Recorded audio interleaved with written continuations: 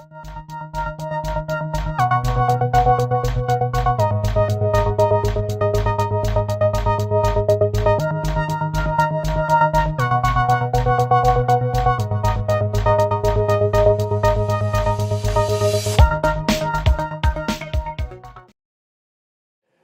so the first part of the evening was about financing sources. This part's going to be about building financial projections that will be the kind of things that the financing sources are going to want to know about. Charlie Tillett, I'm using his slides. He was unable to attend, so I'm picking up his slides. About 90% of it is what he did, and I've added in a few things. So bear with me if I don't get this as smoothly as I otherwise would. So the agenda that Charlie had set up was business plan financials, what VCs and the 100K judges want to know, and then talking about what is a business model and building financial projections, and then finally sharing the pie. Now those from Sloan that are used to building models and everything, some of this is a little bit of a repeat, but I'll try to put some different spin on it. So the first question, many entrepreneurs say, look, I'm really too busy to do financials. First of all, it's going to be wrong. I mean, what do we know about any financial projection? It's not going to be right. The probability that it'll actually work out that way is very small. Footnote, we don't need 3 significant digits on any of these things because it won't be that way. Secondly, VCs don't believe them anyway. They figure you've inflated stuff. They're going to discount it, or whatever, so you shouldn't do that. And then usually I've got more important things to do. I got to get the product. We're working on the technology. Bob Jones said I got to go find customers. I've got the team. It's just too busy. I don't know how to do it. And here's the reason why you do need to do it. Cash is the oxygen for your venture. You can't run it without cash, no matter whether you got a for-profit or not for-profit. You need the resource. The financials are the scoreboard. In the first instance, they're the roadmap that helps you figure out what kind of cash you need. It helps you plan, what activities you're going to do, in what order, and how much cash. And then secondly, it's the vehicle, when you do those projections, that you're going to be able to go and convince someone to give you those resources. So the two are related. And in order to do that, you really need to understand your business as it's reflected in financial type things. You need to understand the assumptions, drivers, milestones, exposures, and risks.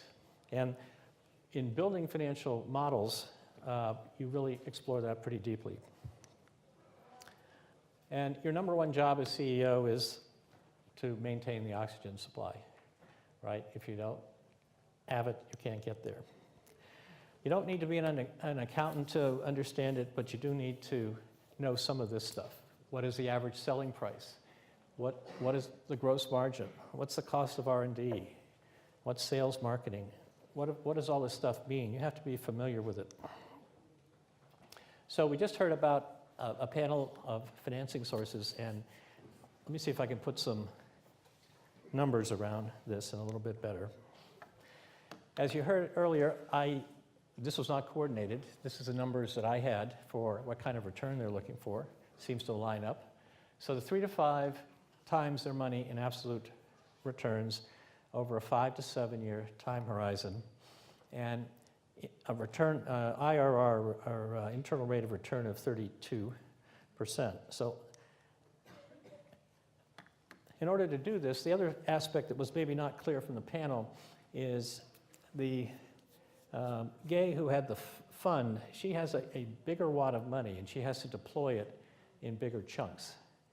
And so when they're looking at you, you better be aligned with the amount of money they need to invest. And because of the way they work, they'd like to eventually own a significant portion of the business. So the formula is, just so we're all on the same terms, the percentage the VC gets in any round is the amount invested that they're putting in divided by the pre-money valuation plus the amount of money that they invested. And so we know the amount of money they're going to put in, and the question is, what's the pre-money? And that's what the whole question of valuation and things getting out of too big that was discussed. One way that people get around that, especially in earlier rounds, is the convertible note that I talked about. So in the convertible note, it says we don't really know what the valuation is, and we don't want to go through the process of figuring it out and trying to paper it. So we're going to lend money to the company. That money will, in the form of a convertible note, the note will convert to equity at the first major round of financing when we've raised the bigger piece. And because you're taking that money and you're using it to build the value of the company, the investors are not wanting to pay to buy for that higher value. So they have a discount. So it'll say, I get to convert the note at a 20% discount, say, from the next round. And there's usually also a valuation cap saying it can't go above a certain amount, or if it does, I convert it that amount. And that's a way that a lot of people are using convertible notes. So this is an example of taking the prior slide and putting some numbers on it. So in this example, the Series A is a $5 million invested on a $5 million pre-money, so they get 50%. The Series B comes in, invests $10 million on a $15 million pre-money, and they get 40%. And notice that when that happens, the Series A money gets diluted. So here's how it works out to give you some idea of how they're thinking about it. At the end of the day, the VC has $15 million invested, and they own 70% of the company. Now, the target return is 3 to 5 times. So the math works out, it's got to be 3 times the 15, which is $45 million, plus the 15 they invested. It's got to be worth $60 million to get that 3 to 5 time return, or $90 million at the 5 times. So the investors own 70% of the company, so the valuation is going to have to be somewhere between $85 million and $130 million at exit in order for them to get that return. Everybody on board with how the numbers work? So to get to a valuation of $85 million to $130 million, depending on the nature of the company, if it's a product sale company, you probably have to have revenues of 40 to 60 million. I'm assuming that a company will be acquired at 2 times revenue, which is maybe a little rich, but it's a growth company, so maybe that's worth it. So that's the kind of metrics you need to think about as you're thinking about financing sources. If you think you have a business and a business model that can produce these results, this is a pretty good fit. But the point is, not all businesses are candidates for venture capital. You can have a great company, good cash flow, have a nice life without VC money. If you decide to take it, you've got to be able to meet these kind of trajectories. Any questions at this point? We're okay? All right. And here's a typical dilution example using those same numbers. So when we had the founding, let me see if I can see it from here. The founding, we pick out, say, 4 million shares, 100% owned by the founders. I'll go into this a little detail later. When the new employees come in, you're going to give up a little bit, maybe some advisors, and then in come the angels at 500,000 at 4.5 million, or 10%, and that's what things look like afterwards. There's their 10%. And then when the first VC round comes in, this is when you've got things lined up where you're ready to really ignite the company and hire people. And so you're going to probably pop in an option plan at this point. And in a typical first round venture round, the percentage that the option pool is somewhere between 12 and 18%. Now, tomorrow night, Jonald is going to come in great detail and show you how this actually worked in an actual company. And in fact, he keeps it so honest and transparent that we don't record that part of the presentation. But this is a typical dilution scenario. Okay, so that's what the VCs want. Now, what about the business model? The business model, when Rich talked about it, was a way of thinking about going to market and how you position the product, and is it high end, low end, or what kind of things you're doing. In this presentation, the business model is translating that into real financial terms, and that's the income statement produced in percentage terms. And it's, when you're projecting this, it's when the company's a critical mass, when you have unit volume or geography or transactions with customers, that's when you're going to project for that. And all the assumptions that you put together are going to go into it. Now, for those who are doing nonprofit or not-for-profit things, the income statement is really helping to show, you should do one. It's going to show how you're going to become sustainable venture. And here's an example of, at the high level percentage. So we're all in the same terms. This is some actual numbers, and this is the percentage. So the top line is 100%. You start with revenue. That's sales. That's net to you. So if you actually, sell it at a discount to a distributor, it's the amount you get is the 100%. And I'll show you an example in a moment about that. And then the cost of goods sold is what it costs you to actually make the product or deliver the service. And it tells you, you subtract that from the revenue. So in this case, it's 40% is cost of goods sold. You get to the important gross margin. Whoops. And we'll talk about the gross margin in a little bit more detail as we look at some other models. That's what you have to pay everything else. And if that's a small number, that's not going to be good. And if it's a large number, you have a lot of room to play with. Now, underneath that, you have the cost of actually selling, sales and marketing. In this particular model, it's 30%. You've got R&D, and that's 10%. And then general and administrative, that's sort of everything else. Now, when you get into really financial statements and things, you're going to allocate that overhead out to different departments and everything. In this kind of projection for these plans, don't worry about that. Just, it's the bucket for everything else. And so in this case, the total expenses are 45%, and that gives you operating profit. Or sometimes it's EBITDA, earnings before interest, tax, depreciation. Okay? So it's the business model in percentage terms. Okay, now, when investors look at a financial statement, so remember how, I think it was Gay said, start at the back and engineer to where you want to be? Look 4 years down and see if you can fit. They're going to look at a number of things. One is the revenue growth here, right? What kind of ramp? How big is it going to be in year 4? They're looking at what that model looks like in year 4, in this case, that percentage model.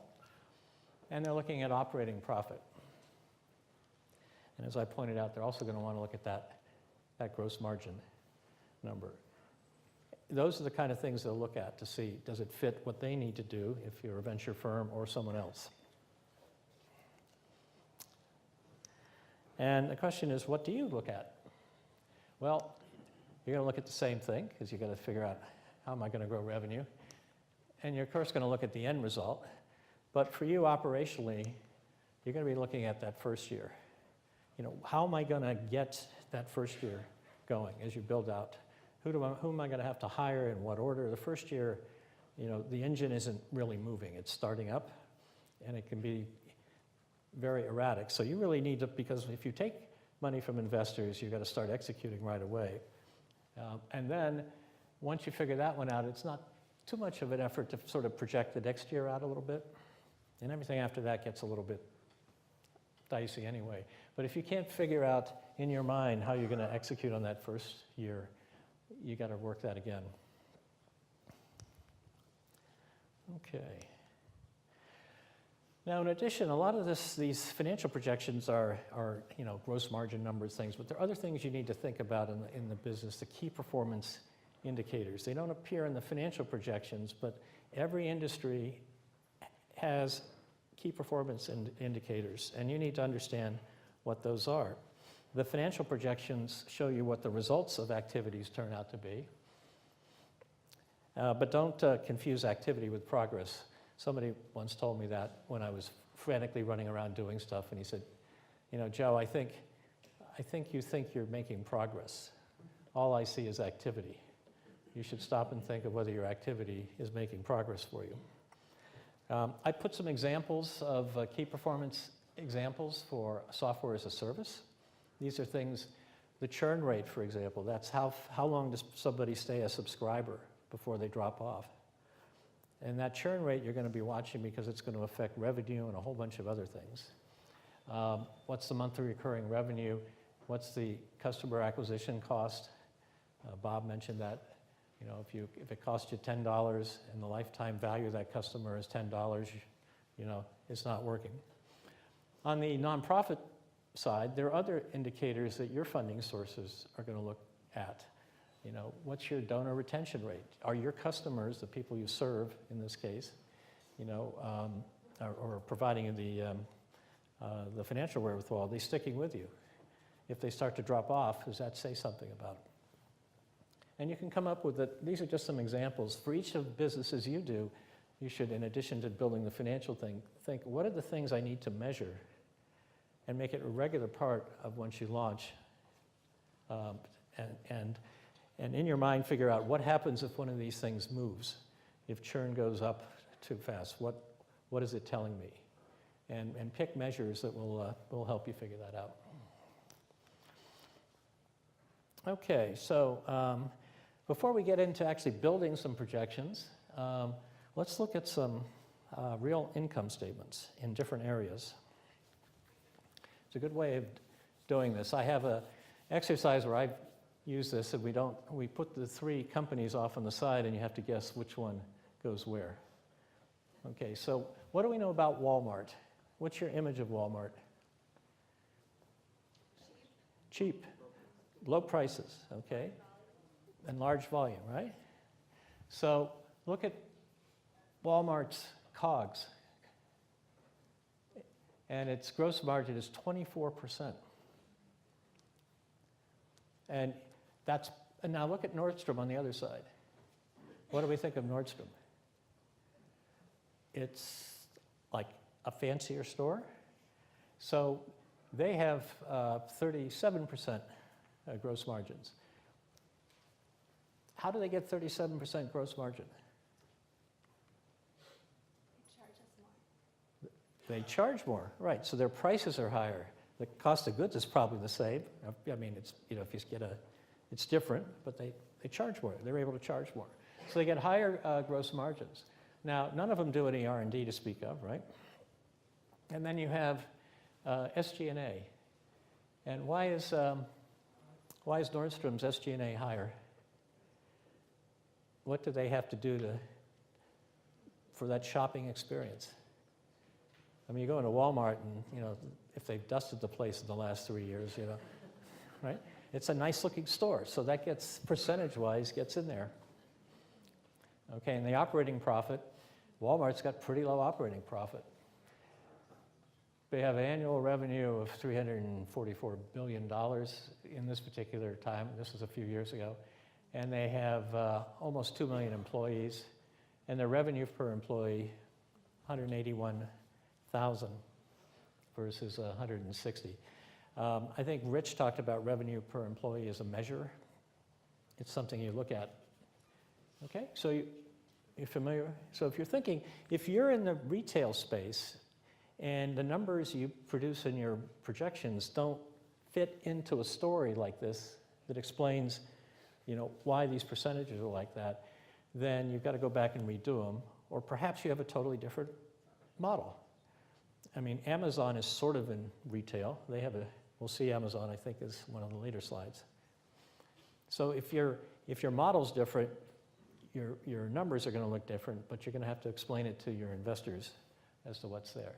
How about restaurant?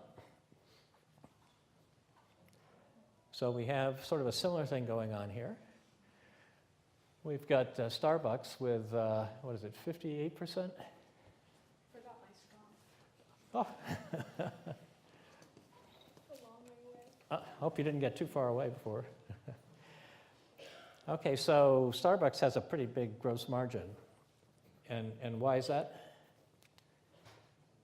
I mean, how much does it cost to make a cup of coffee? Right? The actual cost of it. In fact, I actually looked this up. The cost of the cups and the stirrers and the sugar and the cream are greater than the cost of the coffee in the cost of goods sold, on the one hand. Now, McDonald's, on the other hand, has a 32% margin. Again, no R&D.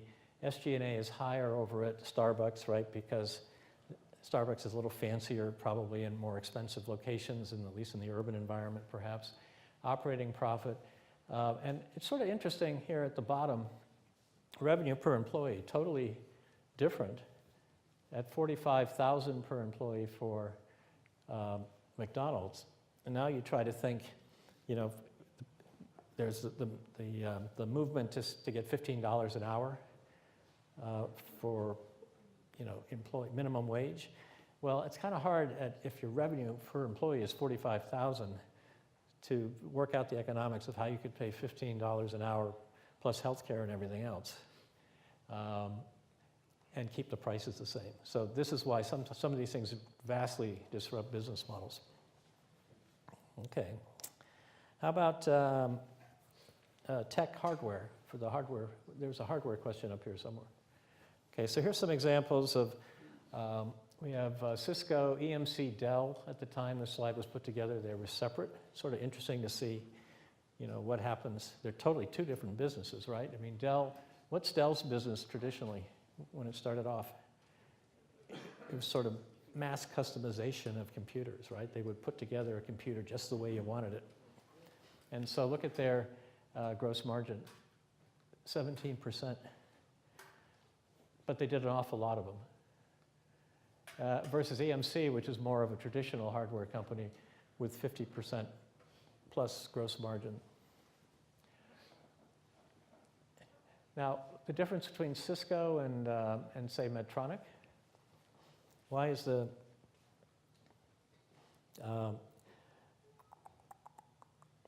why do you think the gross margin is higher at Medtronic?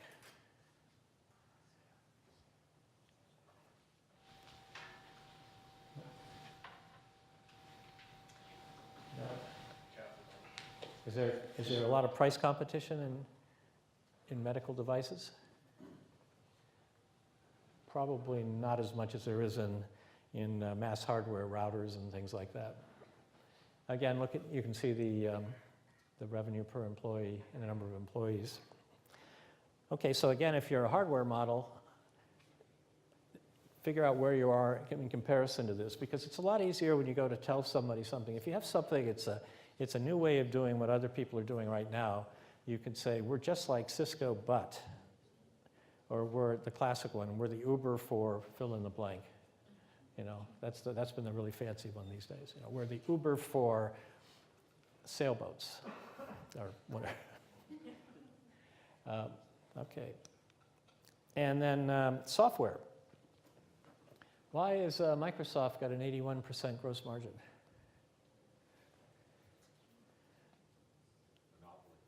Monopoly? Is it price? Remember, cost of goods sold is what it costs you to deliver the product or service. So, well, even on a single unit basis, yeah.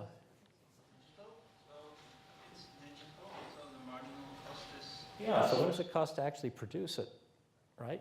It's a server for downloading. It used to be the CD-ROMs or whatever, right? So the cost of actually producing the thing that's sold, this isn't the research and development that went to develop it, but the actual one to give the next copy is very low. So it has a very low cost of goods.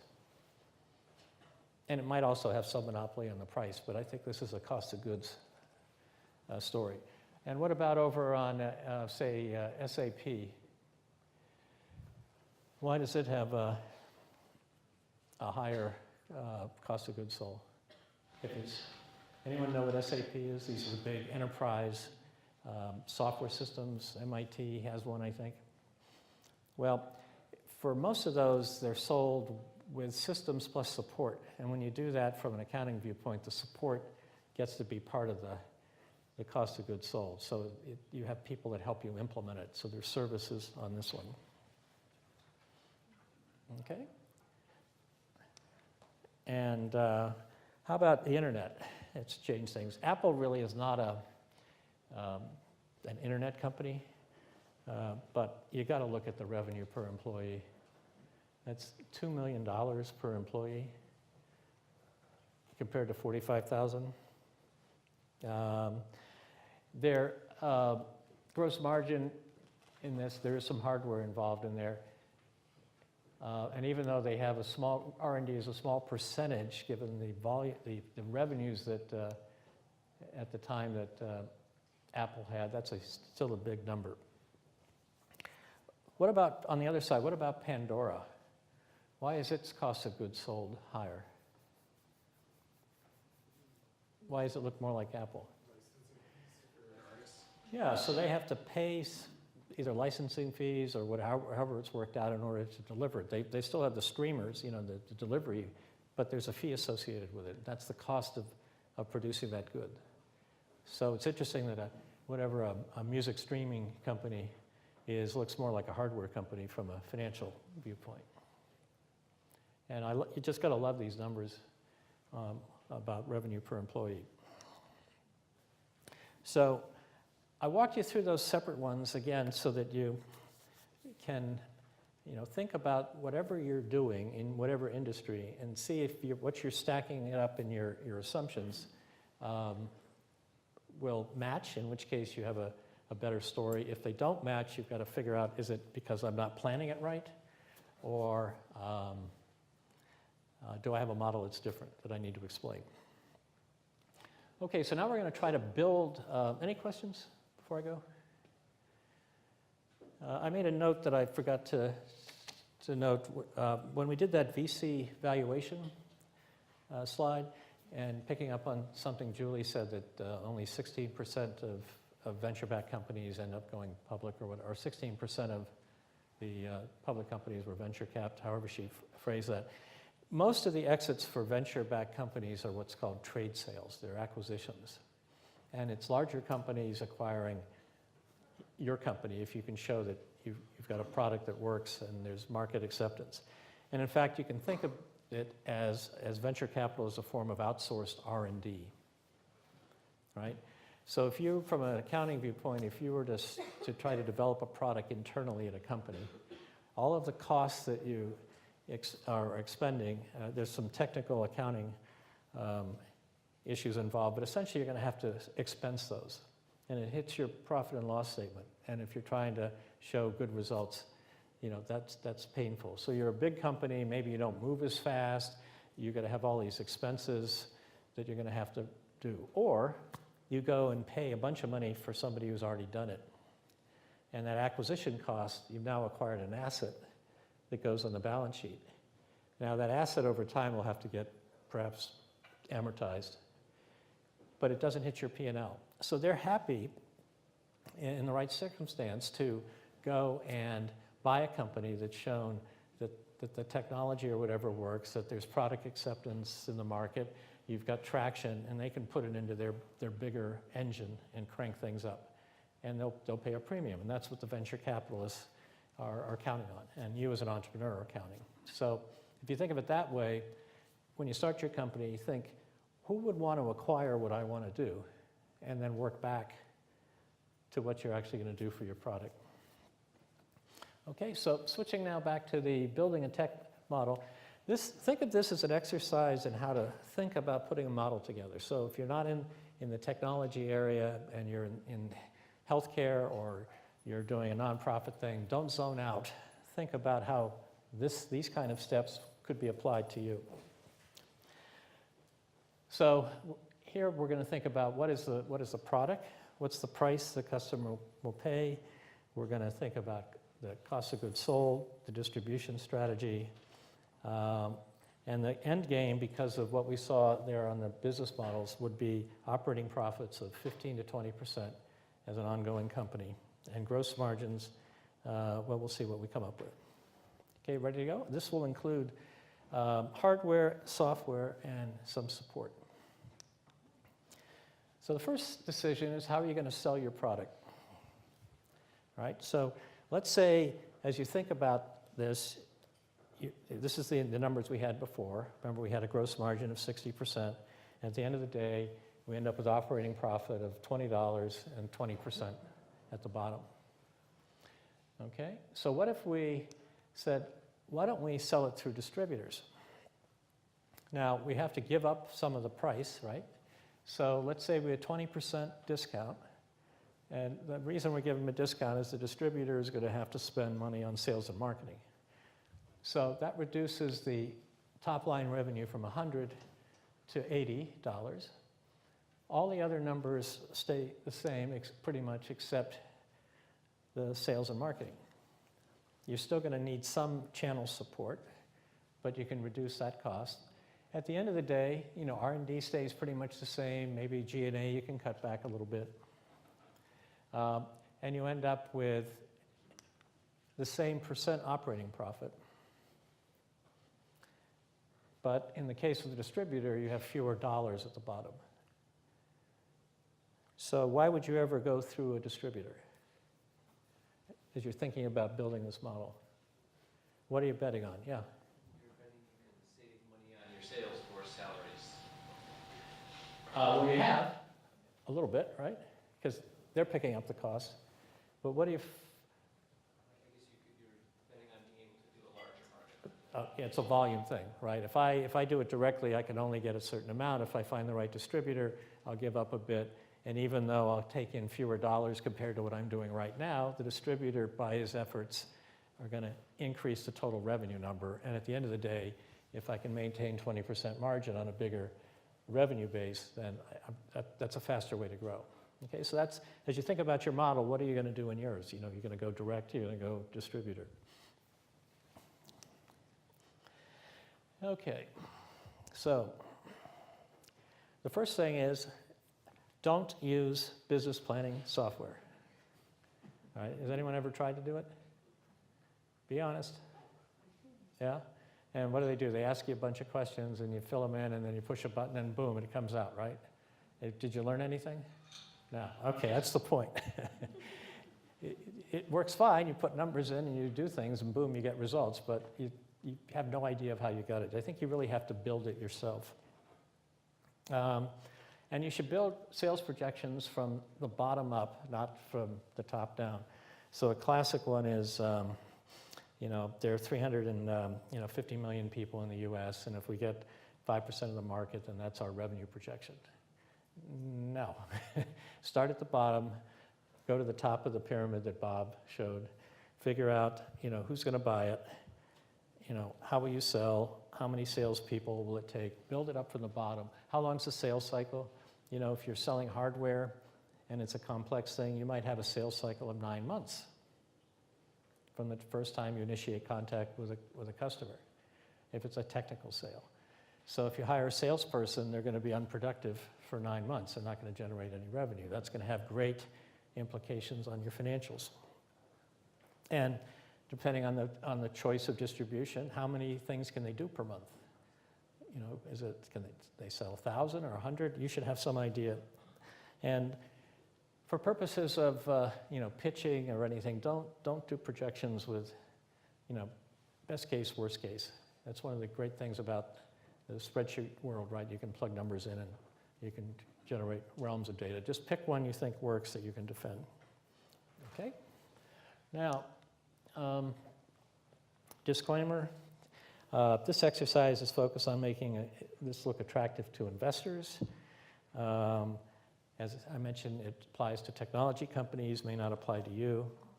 And the most common business plan errors are revenue too high in year 4 and profit margin too high in year 4. I can't tell you how many projections I've seen where in year 4 or 5,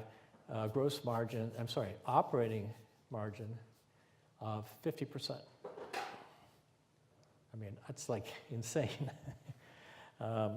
And you should know that if you go and look at the industry and say, nobody, I don't think anyone makes 50%. Okay? So for most, in the tech world and for most things, the thing that drives the biggest costs are headcount. Okay? So in this technology company rule of thumb, average employee salary will be about $90K for this. Benefits, employee benefits will add about 15%. Salaries are going to be 60 to 70% of all expenses, non-COG expenses. The remainder will be, rent, utility. And your salaries, sales staff will cost $175 to $250 per person per year. 50% bonus, 50% commission, and for salespeople, about $50K a year in travel, other related costs. This is the rule of thumb for technology companies. In order to make this good, we want to get to 50 to 100 million in sales in year 5, revenue per employee between 150 and 350, and revenue per salesperson on this direct sale model of $1 million to $3 million. All right.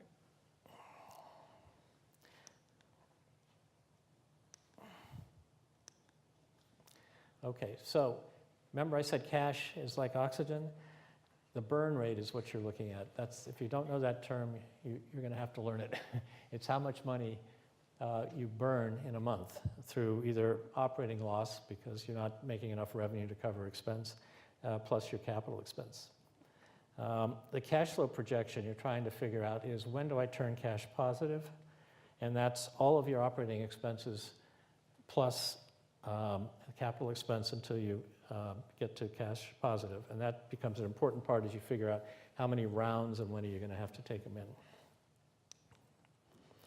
All right, so one of the assumptions too is, well, all right, so as the entrepreneur, how much do I get paid?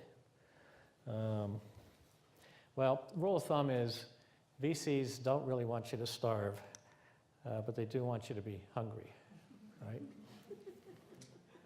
Because if you're starving, you can't be focusing on them, and if you're, fat and happy, you're not motivated, right? So, you're not going to get as much as you would get if you went to work for Google, let's say, right? But whatever you would make at Google, some percentage of that, might make sense in the overall context. Remember also, when you figure out how much you're going to get paid, in a startup, everyone ends up figuring out who gets paid what. So, don't be the person that, you're not CEO of a public company with making, $10 million a year versus, $15,000 for the lowest employee at the bottom, okay? Now, on the website, the Nuts and Bolts website, there's a template, and this is looking at that template and sort of walking through it, using it as a way to build. Now, I got to tell you, this has been pretty widely used. I was in Istanbul 3 or 4 years ago, and I was mentoring a team from Pakistan as part of a accelerator kind of thing, and they're talking about some energy-related thing, and I didn't really understand what their economics were. And I kept asking them, and they said, oh, we've got projections. And they pull up this spreadsheet, and I'm looking at the spreadsheet, and I say, that's Charlie's spreadsheet. And I said, well, where did you get that? Oh, and they didn't quite understand. It was clearly this spreadsheet, so it's been used in Pakistan.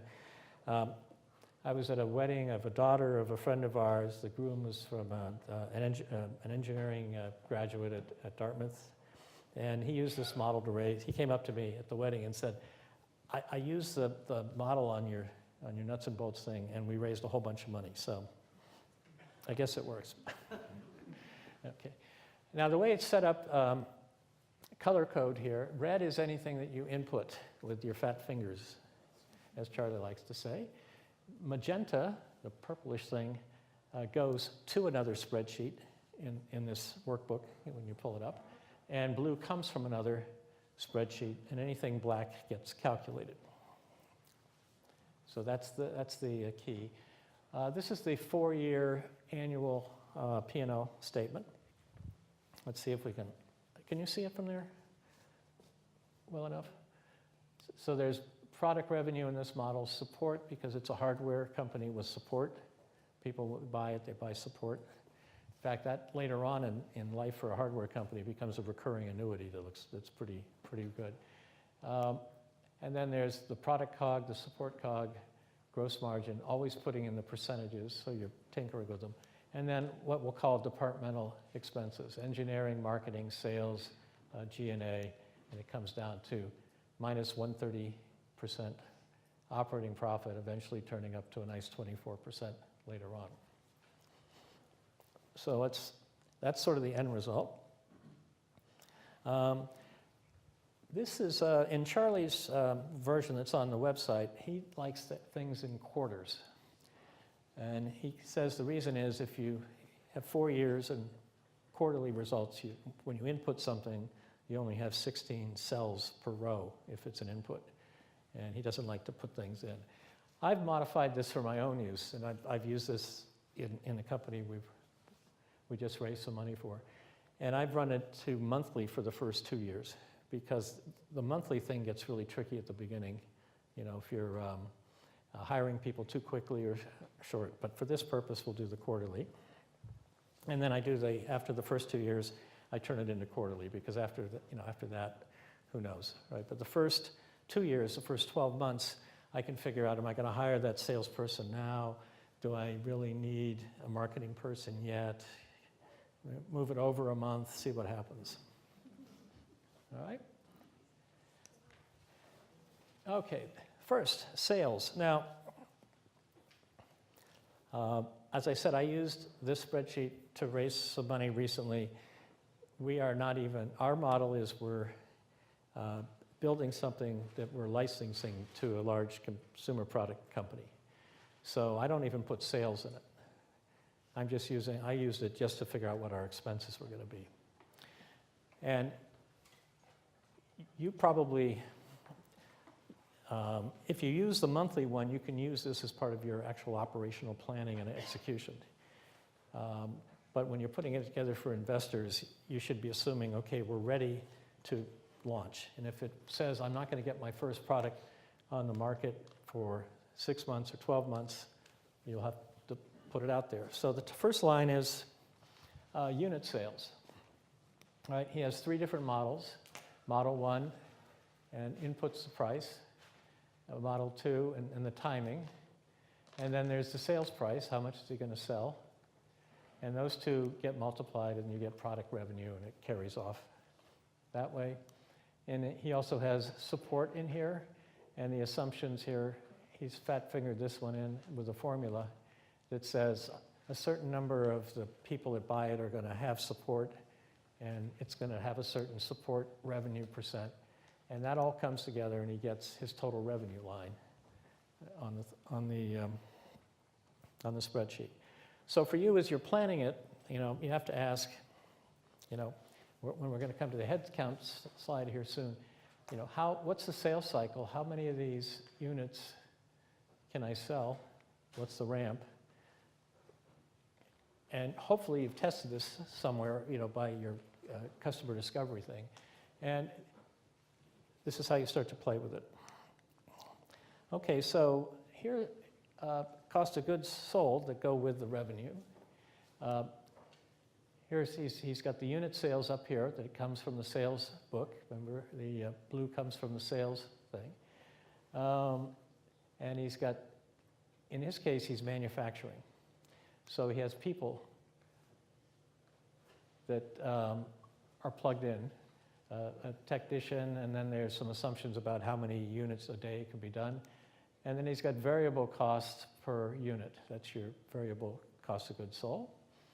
And all of that comes together with salary and benefits, and he ends up with a COGS number, and that ends up going over to the P&L, calculated here, and it goes there. Is this making sense? I mean, it's, okay. Okay, so really, this is where the guts of it is, I think, for a lot of things. What is the staffing plan? This spreadsheet, when you open it, The left side is the headcount numbers, and the right side is the salary that goes with it that calculates the expenses. So here you plug in, okay, in engineering, well, I'm going to need some people up front, and maybe, then I add somebody later, and you play with this. Same thing with marketing and all the other things to see, what is my plan? Because I have to hire these people, what's the impact of the cost of that? This is why I like the monthly approach at the beginning, because, what does it mean to hire one person in the quarter? Was it at the beginning of the quarter, the end of the quarter? If they're costing you, $120,000 a year to make the math easy, you delay that one quarter, 1 month, it's $10,000 less, more money in the bank. Okay, and so this is the other side of that spreadsheet where he plugs in in red, the salaries that would go with the headcount. So going back, he's got a CTO with one CTO here, and he's got $175,000 a year for the CTO, and quarter by quarter, so a quarter of that plus he ends in benefits of 15%. And you can really get monkeyed up trying to think of what benefits cost, but a 15% sort of is a workable number. You've got 7% for FICA, which you're going to have to pay as if they're employees. These are all employees under this part of the model. And then you maybe have health insurance, but you've got some single people, and their premiums are lower. And if you have some married people, maybe they're on their spouse's plan. And on average, it sort of comes out to 15%. So those two get multiplied together, and you end up with the quarter by quarter expenses, taking the headcount times the salaries and benefits, and those all end up on the P&L. Okay. Then there are the non-salary expenses. Some of these can be figured on a percentage. So, for example, in engineering, he makes an assumption here that there are going to be supplies of costs of $2,000 per person per month, and he knows how many people, and he puts in the number of what that works out, and it all comes down through here. And marketing gets a little bit lumpy, because depending on the industry and how you're going about it, if you're doing traditional trade shows, those are big lumpy costs, and they happen at odd times of the year, and maybe your model doesn't even assume this type of marketing. But if you did, you would put that in. And a lot of the supplies and things are based on headcounts. So these are all non-salary expenses that could feed into department expenses. Now, the other thing, rent. All these other things can pretty much be formula-based on headcount, but you can't usually buy real estate or rent real estate by the person, unless you're working at a place like a WeWork or something where there's a cost for each person, in which case it can work. If you're doing a more traditional thing where you're going to have to go out and lease something, you need to sort of project out what you're going to need in headcount and what's the square footage per person, and then I'm going to have to rent 2,000 square feet, and that's going to last me so much. And there's a thing below that sort of allows you to play with that. And that all flows into a profit and loss statement. If you have outsourced some of your functions, which you very well may do, you may outsource some marketing or other things, then you want to put in a separate line item in the department thing where you're paying for that. In other words, you don't have an employee, but you're paying someone, $2,000 a month to write, blogs for you or whatever. This is also on a cash basis, so it doesn't take into account any depreciation or anything like that. Okay.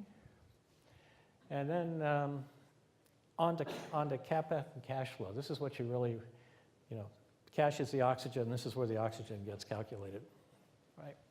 So there's an investment line. So here he's assuming if I raise $5 million and here's my loss, profit or loss per quarter, and I have some capital expenses that come in, and I have an ending balance, and I rinse and repeat until whoops, I'm running out of money, and then I raise another bunch of money, and you can play it out.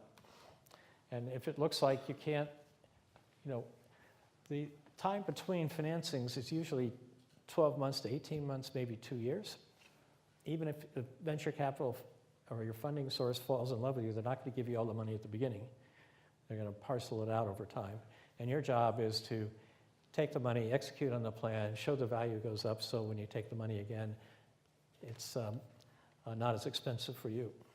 So by playing with the spreadsheet on how you're hiring and what your plan is and your assumptions about sales cycle, if these things turn out to be, well, I got to raise $5 million here, and in 1 quarter later another $5 million, something's not right. And so you go back and try it again, or change the business model approach, maybe a different selling. What if we did it through distributors? Do we need to sell direct first? And it all depends on the context, and you play with it.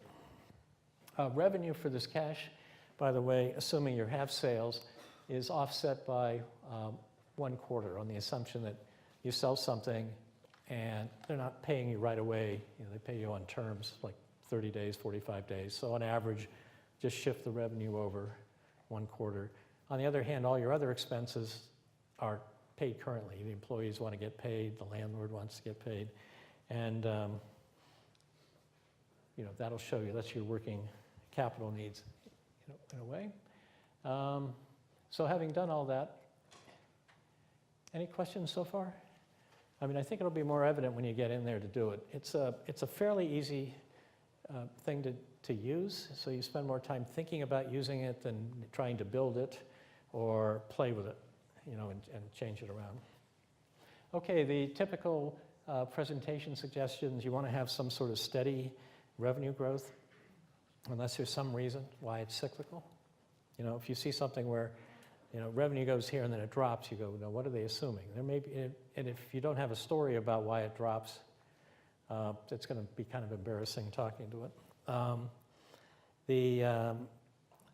Do put the percentages in because they're going to calculate it anyway. You might as well help them out. Don't worry about taxes for this purpose, and don't try to get fancy and allocate expenses to department. We have the engineering department has 30% of the building, so we give them 30% of the rent.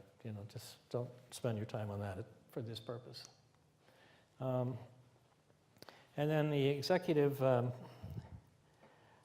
summary suggestions, annual P&L for 4 years with percentages, data to justify the projections, show what quarter you're going to be profitable, and then your total cash requirement. And typically, in the full business plan, you'd have these as the different pages. These slides are on the web, so we don't have to go through each one of them. So switching to one other topic, now that you've done the financial projections, and you're going to say, well, to execute on this plan, I'm going to need some people. And how do we split the pie up? So we're going to spend a few minutes on that, and I think Jan will be touching on this tomorrow also.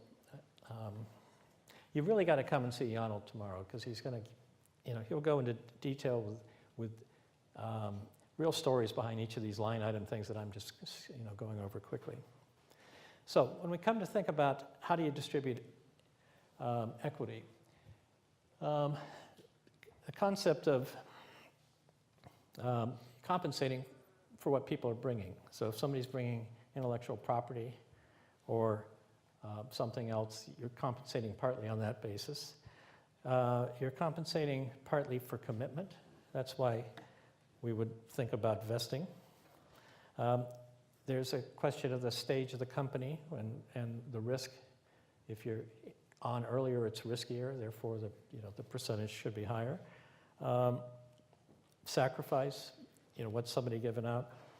There was a MIT startup with a postdoc and a professor, and as we were setting the company up, the question was, well, what percentage should people get? And there was a lot of just discussion about it. And apropos of the negotiation session last night, I said, why don't you each go and write down what you think you're bringing and what you think you're giving up.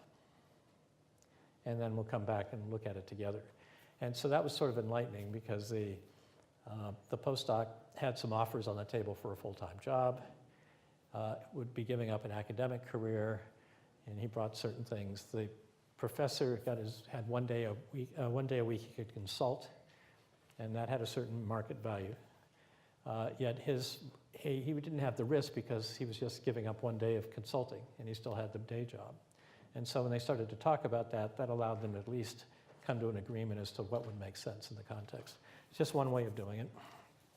The important thing to remember is no matter where you are, the work you have to get done is much greater than the work that you've completed. And so that's partly why the vesting is there, to make sure people are there over time. And you also want to think about internal equity. You know, it's going to get out at some level when people talk about it.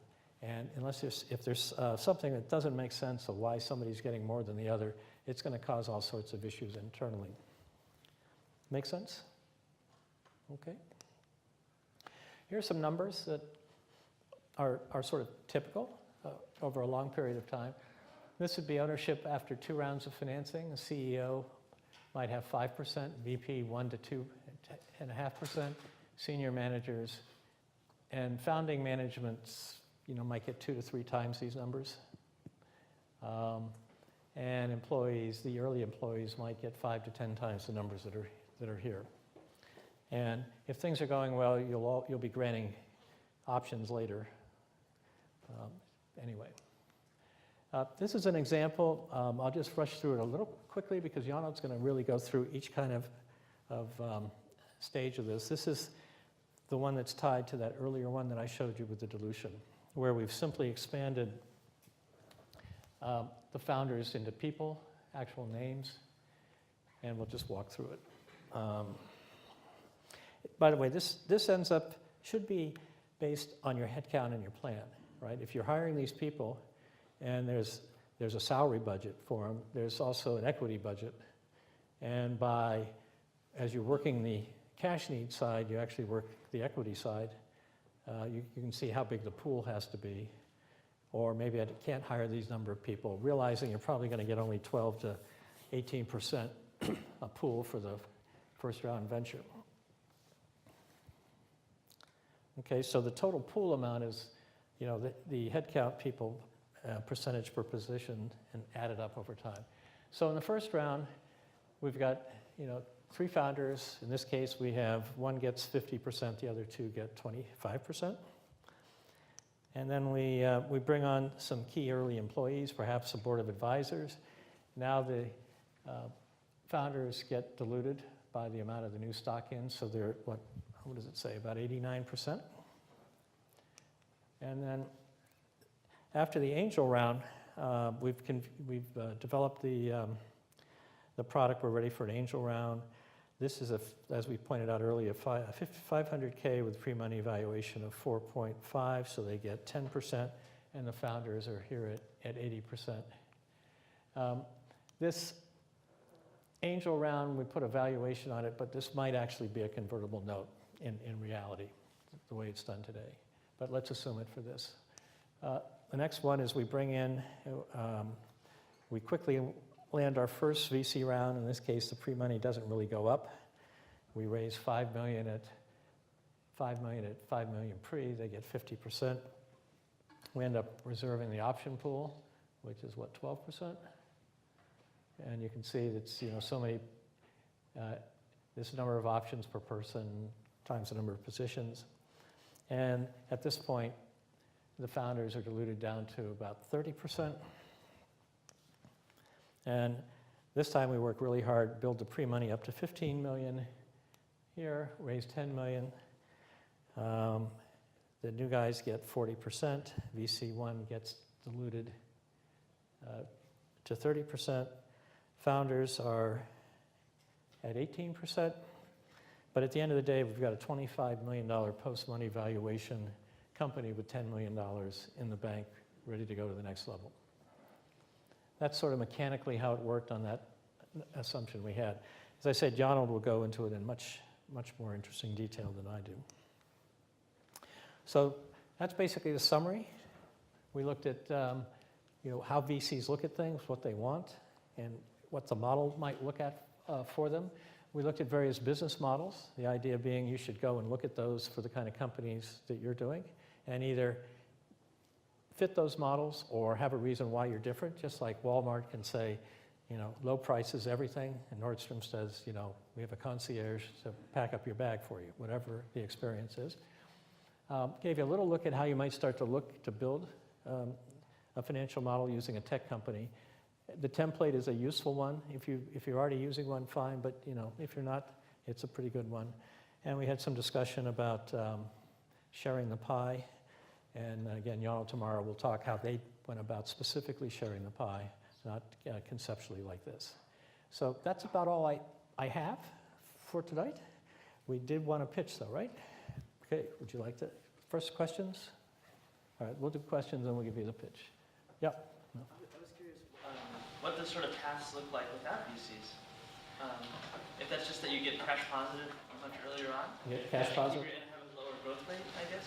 Or? Could be. Okay. The same template. The question is, what does it look like if you don't have VC? Well, you model it out. In IP Vision, we had some term sheets, venture capital. We ended up turning them down because it was right when the internet was crashing.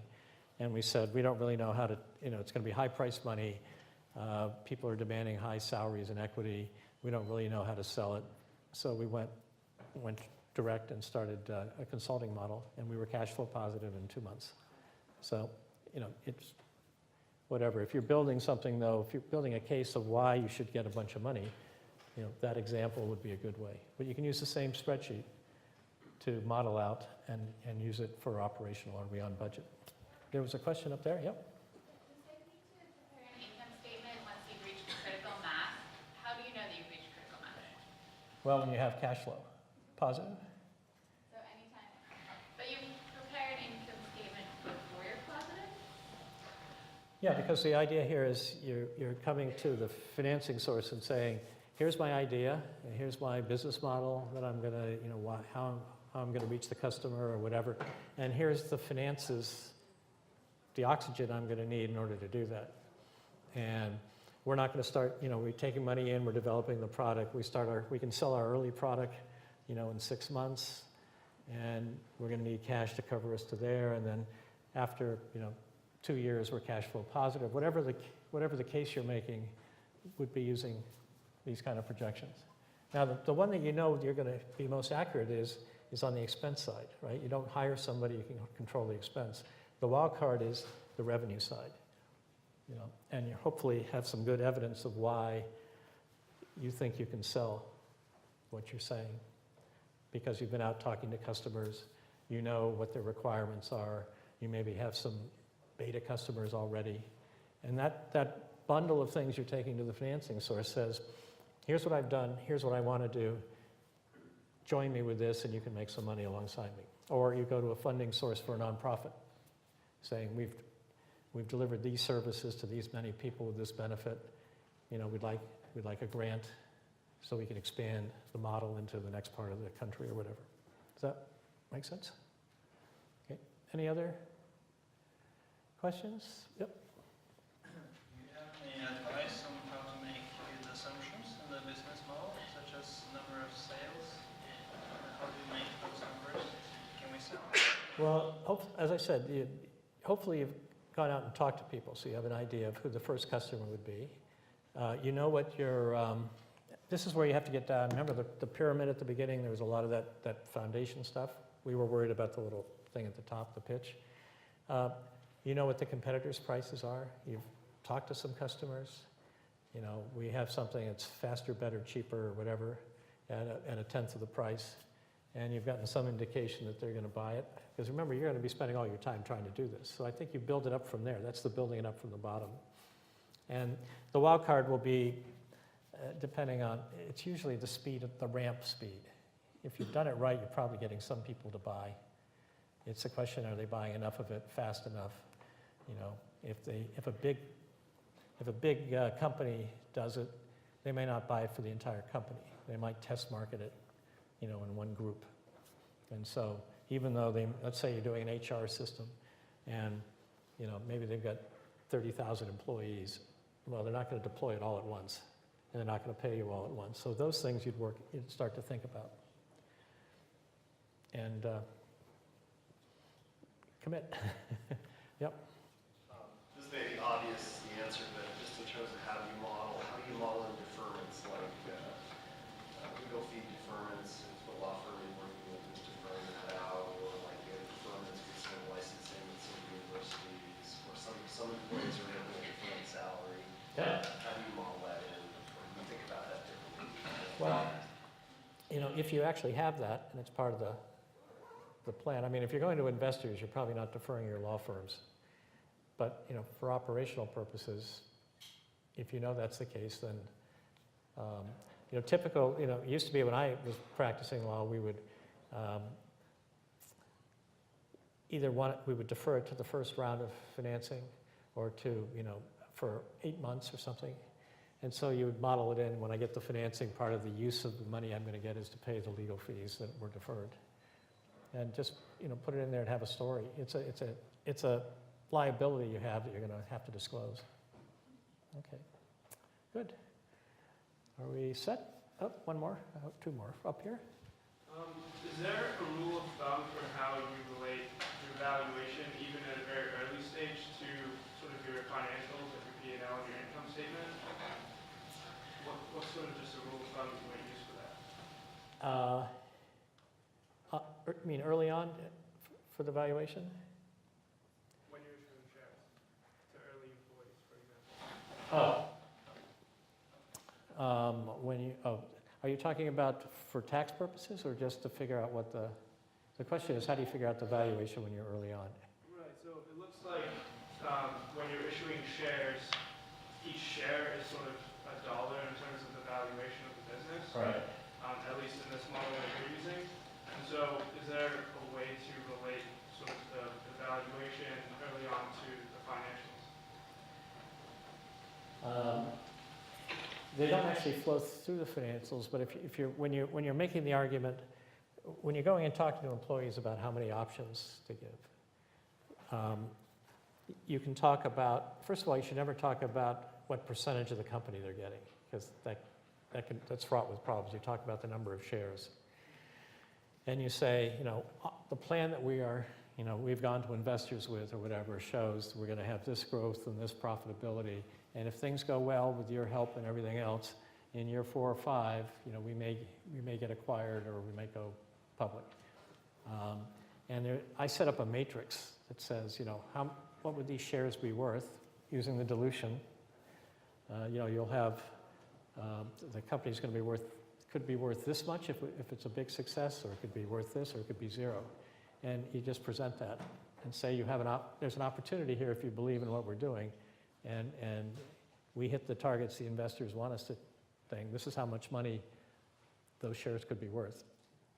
And you can use that to sort of say, that's why I'm asking that, you know, we're only going to offer you 60% or 70% of what I know you could get, you know, at big company down the road, you know, much more stable and boring job than we can offer you here.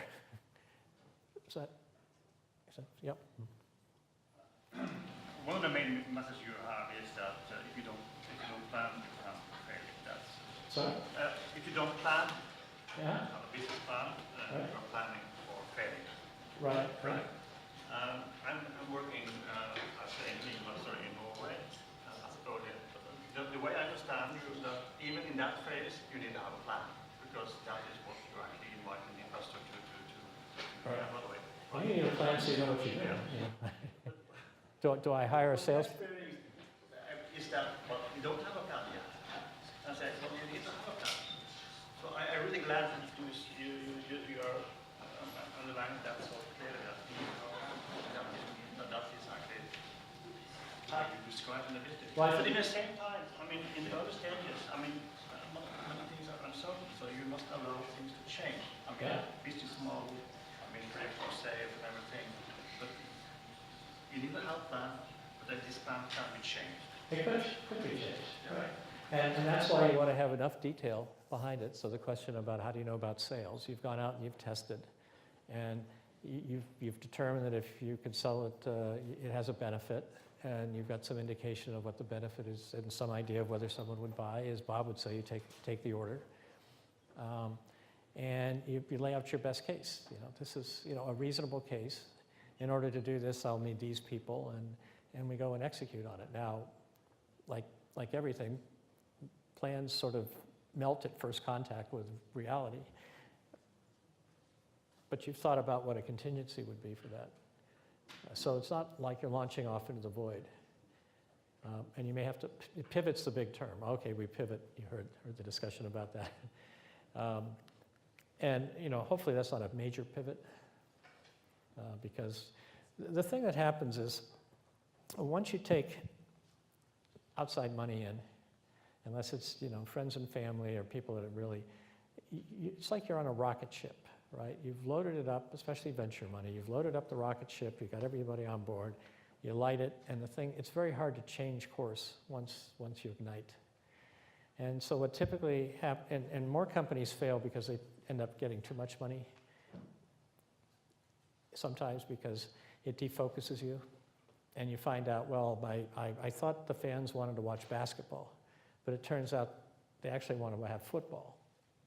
And I've got these great athletes. They're basketball players. They're not the right kind of people to play football, except maybe the receivers or something. And now I've got all this internal strife, and we're all turning inward instead of outward.